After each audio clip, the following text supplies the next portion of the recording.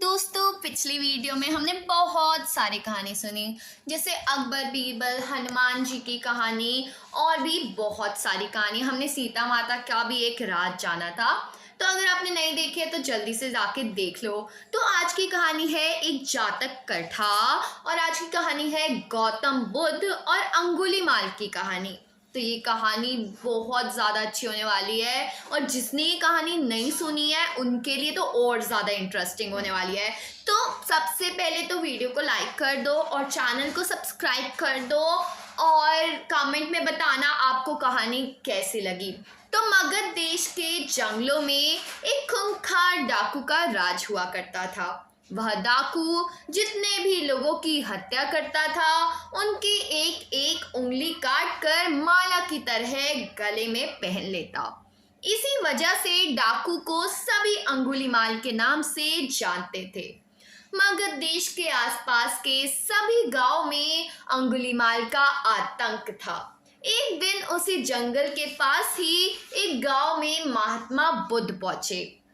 साधु के रूप में उन्हें देखकर हर किसी ने उनका अच्छी तरह स्वागत किया। कुछ देर उस गांव में रुकते ही महात्मा बुद्ध को थोड़ा अजीब सा लगा। तभी उन्होंने लोगों से पूछा, आप सभी लोग इतने डरे और सहमे सहमे से क्यों लग रहे हैं? सबने एक एक करके अंगुलीमाल डाकू द्वारा की जा रही हत्याओं और उंगली काटने के बारे में बताया।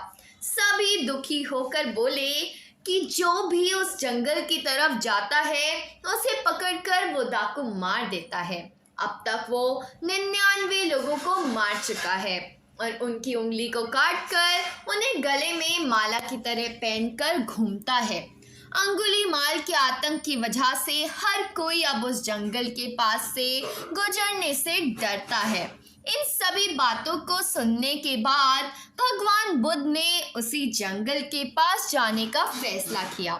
जैसे ही भगवान बुद्ध जंगल की ओर जाने लगे तो लोगों ने कहा कि वहां जाना खतरनाक हो सकता है।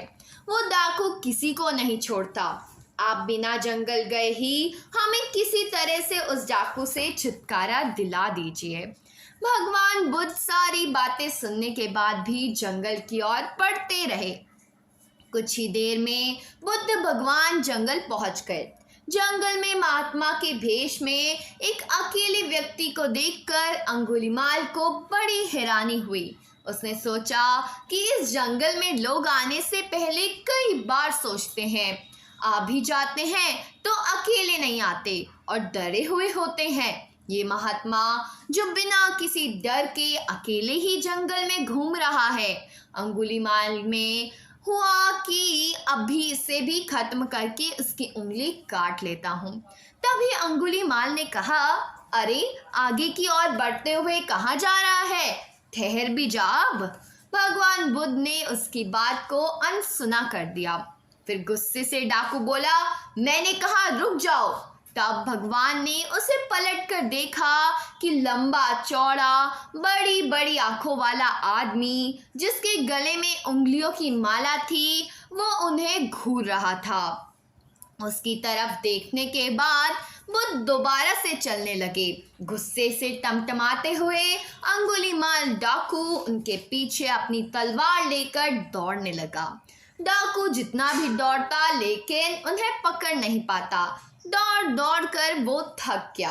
उसने दोबारा कहा, रुक जाओ वरना मैं तुम्हें मार दूंगा और तुम्हारी उंगली काट कर 100 लोगों को मारने की अपनी प्रतिज्ञा पूरी कर लूंगा। भगवान बुद्ध बोले कि तुम अपने आप को बहुत शक्तिशाली समझते हो ना, तो पेड़ से कुछ पत्तियां और टहनियां तोड़कर ले आओ। अंगुलीमाल ने उनका साहस देखकर सोचा कि जैसा यह कह रहा है कर ही लेता हूँ। वो थोड़ी देर में पत्तियां और टहनियां तोड़कर ले आया और कहा, ले आया मैं इन्हें। फिर बुद्ध जी ने कहा, अब इन्हें दोबारा पेड़ से जोड़ दो। यह सुनकर अंगुलीमाल बोला, तुम कैसे महात्मा हो?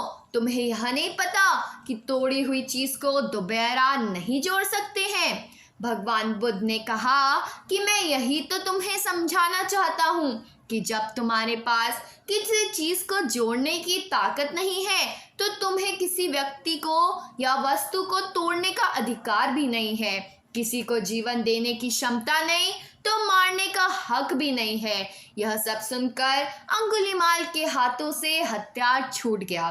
भगवान आगे बोले, तू मुझे रुक जा कह रहा था। मैं तो कब से स्थिर हूँ, वो तू ही था जो स्थिर नहीं है। अंगुलीमाल बोला, मैं तो एक जगह पर खड़ा हूँ तो कैसे अस्थिर हुआ और आप तब से चल रहे हैं। बुद्ध भगवान बोले, मैं लोगों को क्षमा करके स्थिर हूँ और तू हर किसी के पीछे उसकी हत्या करते हुए भागने की वजह से अस्थिर है। यह सब कुछ सुनकर अंगुलीमाल डाकू की आंखें खुल गई और उसने कहा, आज के बाद से मैं कोई अधर्म वाला कार्य नहीं करूँगा। रोते हुए अंगुलीमाल डाकू भगवान बुद्ध के चरणों पर गिर गया। उसी दिन अंगुलीमाल ने बुराई का रास्ता छोड़ा और वो बहुत बड़ा सन्यासी बन गया। तो कहानी से सीख मिलती है, सही मार्गदर्शन मिलने पर व्यक्ति बुराई की राह को छोड़कर अच्छाई को चुन ही लेता है। तो दोस्तों, आज की कहानी यही थी। अगर कहानी पसंद आई हो तो वीडियो को लाइक करो और मैं आपको गारंटी देती हूँ कि अगली कहानी मैं लाने वाली हूँ मोगली के ऊपर और वो कहानी इससे भी ज़्यादा बहुत ज़्यादा इंटरेस्टिंग होने वाली है। बट उससे पहले वीडियो को लाइक और चैनल को सब्सक्राइब करना मत भूलना। तो चलो, आज के लिए इतना ही। Bye bye.